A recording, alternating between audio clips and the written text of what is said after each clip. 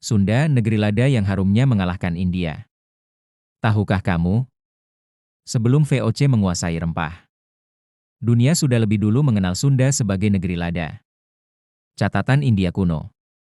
Dalam kitab Arthashastra karya Kautilya, abad 3 SM, disebutkan lada hitam atau marica yang didatangkan dari seberang lautan.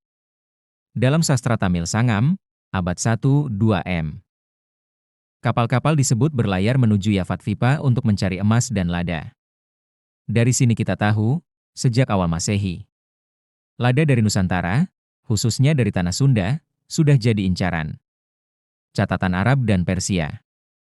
Al-Mas'udi, 943 M, dalam Muruj ad-Dahab menulis, dari negeri Zabak datang emas, kapur barus, dan lada hitam.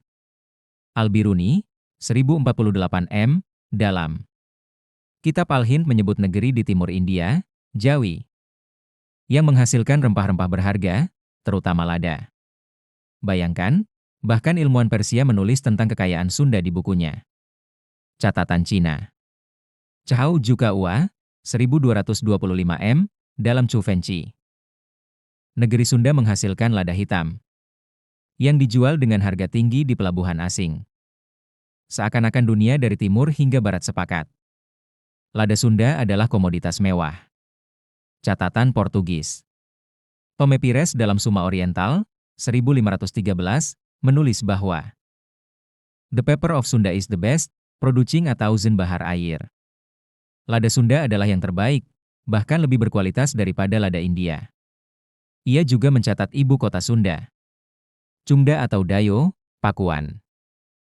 Dengan 6 pelabuhan penting, Banten, Pontang, Ceguide, Tangerang, Kalapa, dan Cimanuk.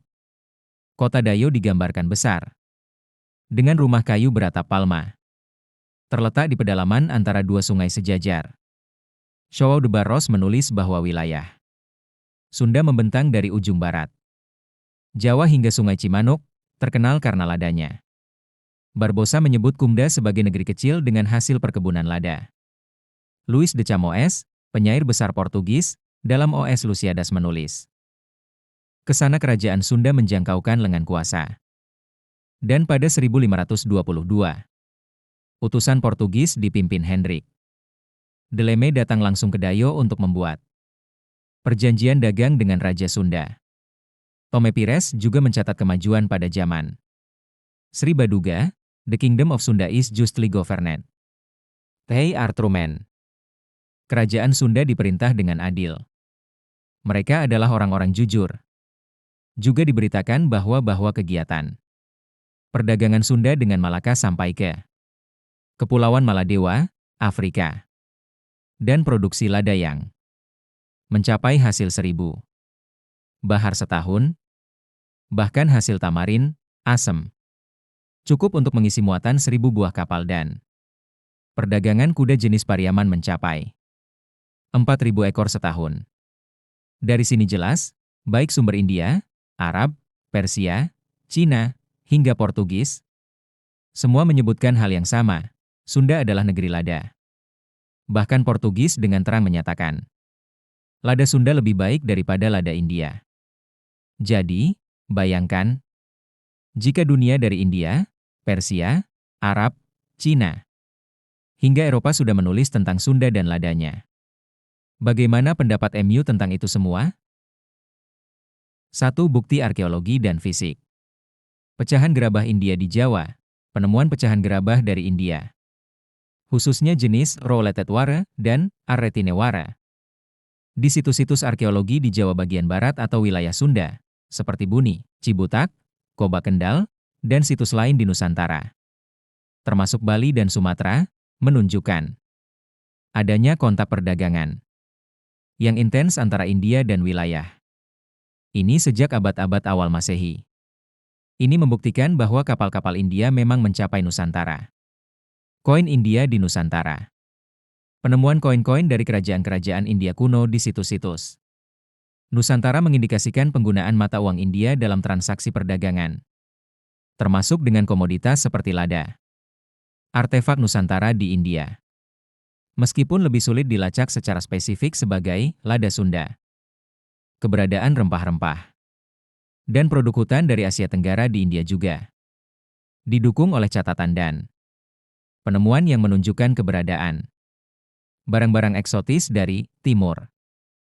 Dua bukti tekstual, naskah dan catatan kuno. Sastra Sangam dan teks India lainnya.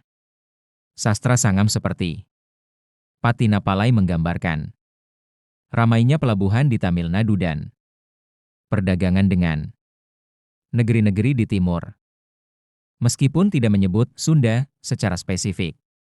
Ini menunjukkan jaringan maritim yang mencapai Nusantara. Teks-teks India lainnya menyebut Java Dwipa, Jawa, dan Suvarna Dwipa, Sumatera, sebagai tempat yang kaya akan rempah-rempah dan komoditas lain. Ini menegaskan bahwa India mengetahui sumber-sumber rempah di Nusantara. Catatan perjalanan dari luar India. Tome Pires, Portugis, awal abad ke-16 sedih dalam karyanya Suma Oriental. Tome Pires secara eksplisit mencatat peran penting Sunda Kelapa, sebelum menjadi Jayakarta, dan pelabuhan Banten sebagai pusat perdagangan. Lada yang sangat aktif. Dia juga menyebutkan kualitas lada dari Banten sebagai yang terbaik. Catatan ini ditulis sebelum dominasi VOC dan menunjukkan interaksi dengan berbagai pedagang Asia, termasuk dari India. Catatan pedagang Tiongkok, sumber-sumber. Tiongkok juga mencatat perdagangan lada dari Jawa dan wilayah sekitarnya, serta peran India sebagai salah satu pasar penting atau perantara.